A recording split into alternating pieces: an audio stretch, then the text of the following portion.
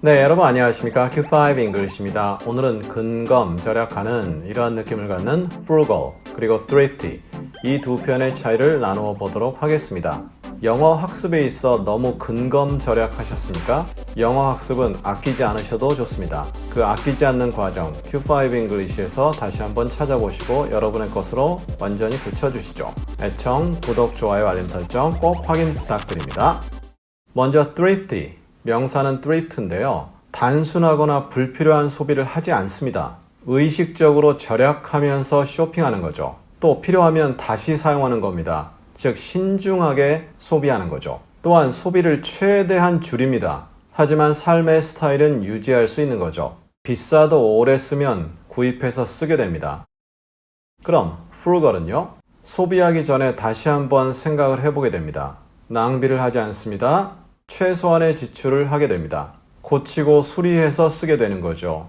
미니멀리스트, 최소한 필요한 것만 갖고 사는 그러한 삶의 스타일이 따라오게 됩니다. 가성비가 좋다면 그 물건을 사서 쓰는 거죠. 즉, 소비는 최소화시키더라도 그 결과는 극대화시키는 거죠. 돈을 소비함에 있어서 극대치의 결과를 끌어내는 거죠. 이렇게 보니까 의미 차이 거의 없잖아요. 네, 거의 없습니다. 거의 호환에도 지장이 없는 거죠. 하지만 원어민들은 이럴 땐 이렇게 쓴다, 저럴 땐 저렇게 쓴다라고 하는 거의 정해진 표현이 있습니다. 따라서 원어민들이 쓴다면 우리도 그 표현을 자주 익히는 것이 좋겠죠. 하지만 thrifty 쓸 자리에 frugal을 쓴다, 혹은 그 반대가 된다고 해서 못 알아듣거나 문제가 되진 않습니다. 자, 그럼 이 두 단어를 예문들을 통해서 하나하나씩 그 의미를 다져보도록 하겠습니다. I'll never shop at a thrift store again. 난 다시는 thrift store에서 쇼핑하지 않을 거다. thrift store 이렇게 표현합니다. thrifty store 한다고 해도 안 들을 수 있겠지만 thrift store, 다른 말로는 charity store 이렇게도 표현하는데요. 자선단체에서 준 물건을 팔고 그 수익금을 다시 돌려주는 그러한 개념인데요. 그러다 보니까 물건이 아주 훌륭하거나 아름답진 않겠죠. 물론 상황에 따라 다를 수 있겠지만요. 그래서 결코 다시는 이런 thrift shop에서 물건을 쇼핑하지 않을 거다.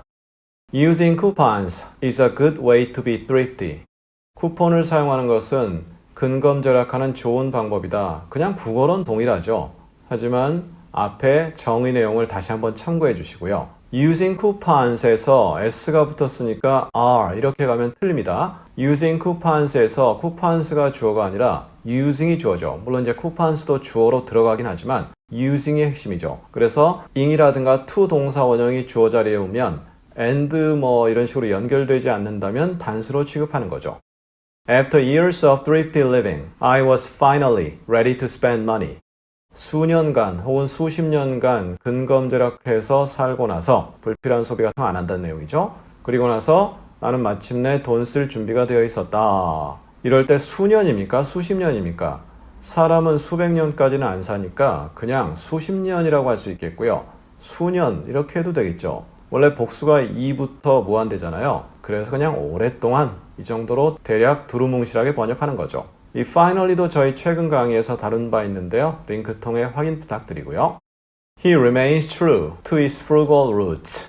그는 진실되게 남아있다. 그대로 지킨다란 내용이죠. 그의 근검절약하는 그러한 뿌리, 가족력이 참 중요한 것 같아요. 의학적인 내용뿐만 아니라 가족이 평소 어떠한 태도와 어떤 생활을 하느냐, 자녀도 배우더라고요. 그의 근검절약하는 뿌리라는 게 그의 가족들이 근검절약했다란 내용이죠. 그에 걸맞게 산다, remain true 이렇게 되죠. These frugal living tips will change your life.